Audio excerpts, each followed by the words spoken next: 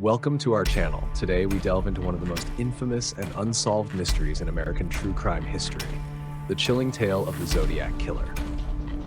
The story begins in the late 1960s, a time of cultural revolution and social upheaval. Amidst this backdrop, a series of brutal murders shook the San Francisco Bay Area, leaving a trail of fear and confusion.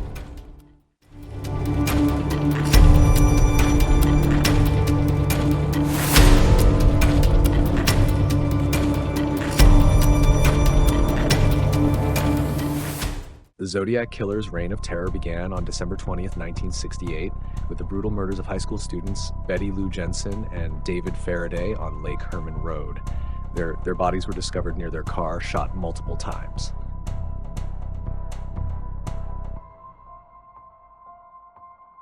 Six months later, on July 4th, 1969, Darlene Ferrin and Michael Mageau were attacked in their car at Blue Rock Springs Park.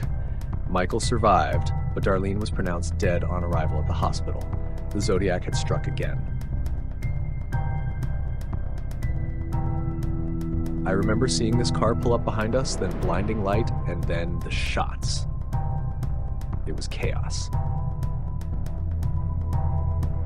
The brutality of the attacks and the randomness of the victims left the community in a state of shock and fear.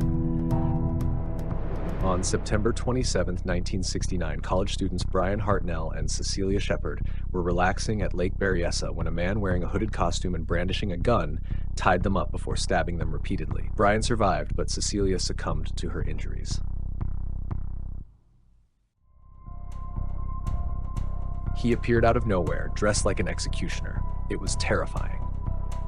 He tied us up and then started stabbing us. I still can't believe I survived. The costume and the chilling precision of the attack added a new layer of horror to the Zodiac's modus operandi. Just weeks later, on October 11, 1969, cab driver Paul Stein was shot in the head in San Francisco's Presidio Heights neighborhood. This murder marked a significant shift as it occurred in a busy urban area, heightening public fear.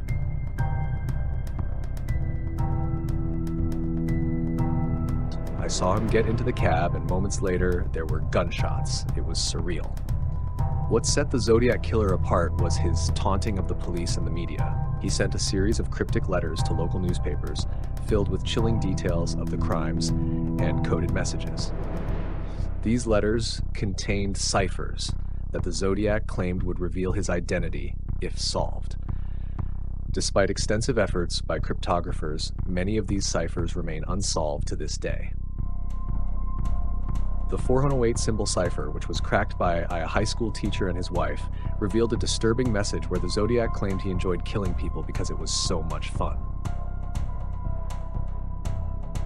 The Zodiac's remaining ciphers have puzzled experts for decades.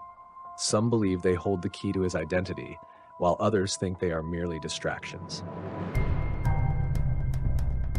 The complexity of these ciphers suggests a high level of intelligence and an understanding of code-breaking techniques, but whether they truly reveal his identity remains a matter of debate. The police launched an extensive investigation, following countless leads and interviewing numerous suspects. Despite their efforts, the Zodiac always seemed to be one step ahead, eluding capture.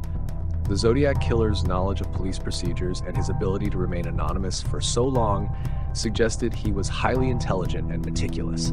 This made the task of catching him extremely difficult. Investigators from multiple jurisdictions worked tirelessly, pooling resources and information. They combed through hundreds of tips, conducted stakeouts, and employed every forensic tool available at the time. We had suspects, leads, and evidence, but nothing concrete enough to make an arrest. It was incredibly frustrating.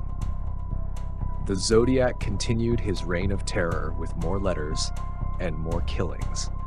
Each letter was more disturbing than the last, filled with threats of future violence and claims of having taken more lives. The public lived in fear, knowing that a killer was out there, watching, waiting, and taunting the very people trying to catch him.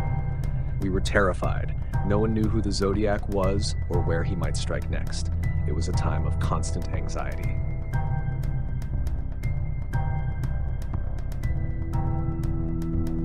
Over the years, several suspects have emerged, each with compelling evidence pointing to their potential guilt.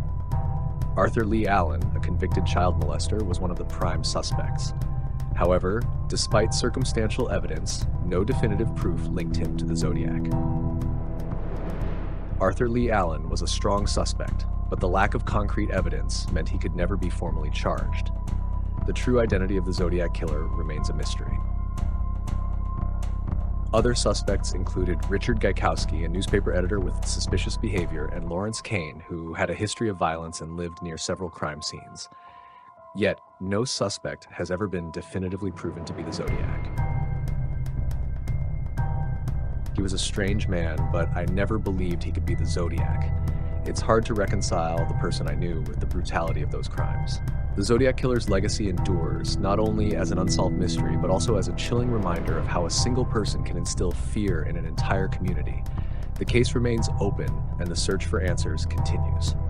Will we ever uncover the true identity of the Zodiac Killer? Only time will tell. But until then, his story remains one of the most haunting and enigmatic tales in the annals of true crime.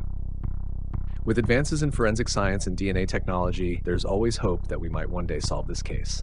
The families of the victims deserve closure. Thank you for joining us on this journey into the dark and twisted mind of the Zodiac Killer. If you enjoyed this video, please like, subscribe, and hit the notification bell to stay updated on our latest true crime stories. Until next time, stay safe and stay curious.